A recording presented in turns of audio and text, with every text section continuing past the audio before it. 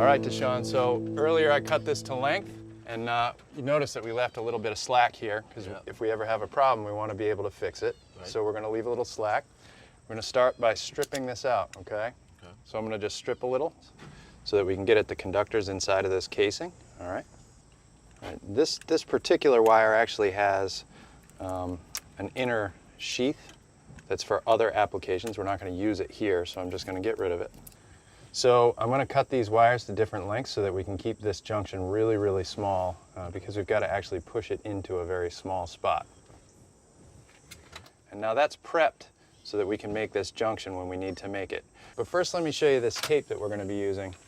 All right, this is a linear LED tape lighting system, okay?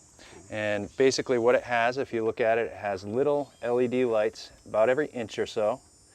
Okay, it has these nice little cut marks so that we can cut it to a custom length. And this tape in particular is actually a weatherproof LED tape. And what they do to get that to happen is that they actually wrap the whole thing in silicone when they make it so that it's waterproof. It also has a very sturdy backing tape on it so that we can stick it into the track that we're going to use to hide it. And we're going to connect the LED tape to the wires coming out of the wall. So in order to do that, this company provides a pre-made wire end for us to use. So we're going to cut it to length. We're going to strip out what we need. Just like we cut those one longer than the other, we're going to do the same here. And what that's going to allow us to do is make a nice straight junction where everything meets up and it goes into the wall in a nice straight fashion. Cool. So one of the things we use when we solder a junction to protect that junction is a product called heat shrink. And what this is a rubber tube that actually, when you heat it up, will shrink to the junction and it creates a watertight bond. So now we're going to twist these guys together, all right?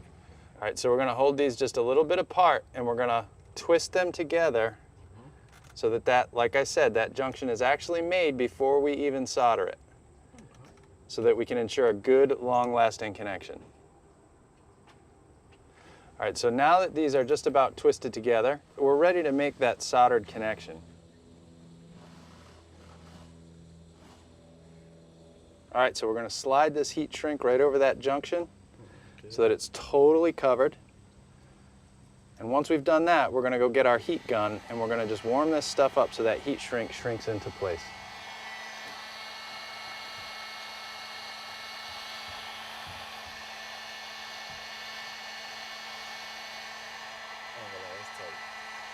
All right, so now that that's all set, I want to just tape the entire length of this to just really make sure that this is a nice watertight connection, okay?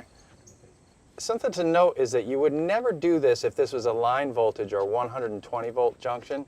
This is only okay because it's a 12 volt junction.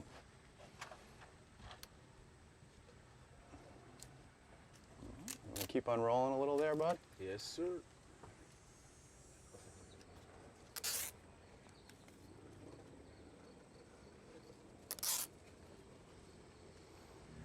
So I'm going to put my pliers right on that line that they show us.